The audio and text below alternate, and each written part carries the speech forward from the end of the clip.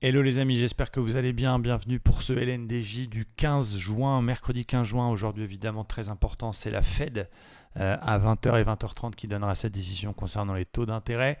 Alors est-ce qu'elle va être plus dure que prévu, ce qui est déjà pricé par le marché, ou est-ce qu'au contraire elle va rester, j'ai pas dit accommodante, mais dans une hausse de taux plutôt raisonnable. On verra. Pour l'instant le marché parie et a pricé une Fed encore plus agressive. C'est pour ça que ça s'est beaucoup cassé la gueule dernièrement. Qu'est-ce qu'on a? Évidemment, on a tous envie de tenter le rebond technique, mais sur ces jours de fête, je vous conseille de rester à l'écart dans le but de protéger votre capital.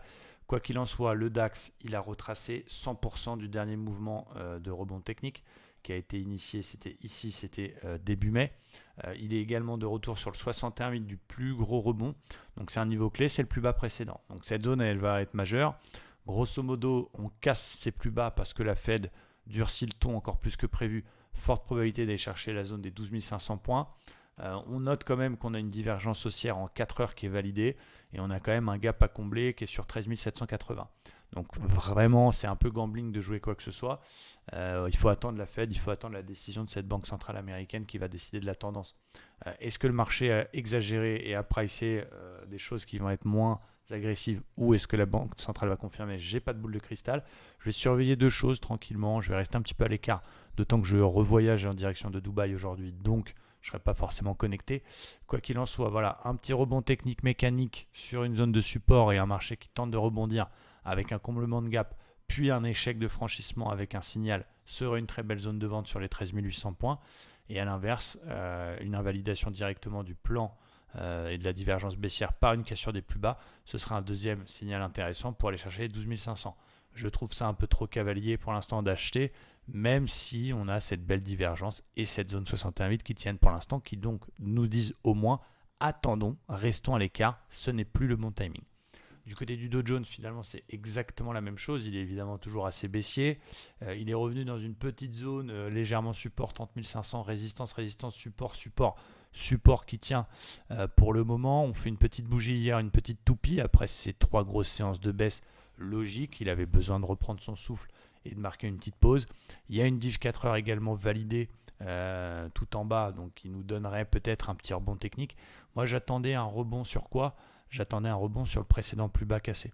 Donc cette zone des 31 180, 31 200 qui est un peu comme sur le DAX finalement. J'ai un peu le même plan.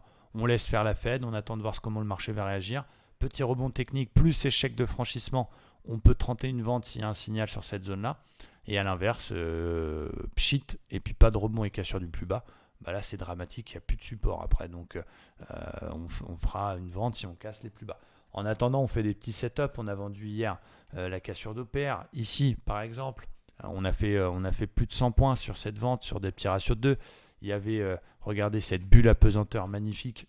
Très beau setup. Va chercher quand même des setups vendeurs en intraday. Très belle bulle à pesanteur sur le bas d'OPR pour aller chercher la MM20 dans la méthode. Donc on se contente de prendre des miettes, plutôt en recherche de vente dans ce marché-là. Mais voilà, aujourd'hui je reste à l'écart, c'est jour de Fed, on protège son capital et on attend de voir comment va réagir les choses. Beaucoup de divergences sur les paires en dollars, également le dollar qui est au centre de toutes les attentions, qui est sur un plus haut, mais qui nous marque peut-être une petite envie, si je regarde le dollar, une petite envie exceptionnellement de corriger. La Fed sera majeure, importante ce soir. Regardez, si je regarde le dollar vite fait, il nous fait quand même une petite bulle validée et une petite configuration en étoile du soir.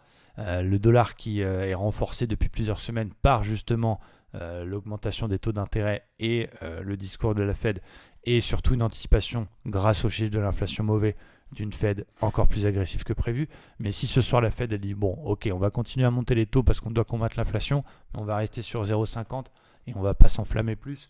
J'ai pas envie d'une crise économique, je préfère un peu d'inflation, bah boum, le dollar pourrait corriger, ça pourrait faire rebondir un petit peu les marchés et voilà, avoir des divergences sur des paires en dollars qui peuvent se mettre en place. Mais voilà, c'est un scénario probable, mais on ne parie pas, on doit travailler des setups et pour l'instant c'est le jour de Fed. Donc je reste un petit peu à l'écart. Voilà, ne tradez pas, restez spectateurs. Merci à tous, courage et à très vite. Ciao.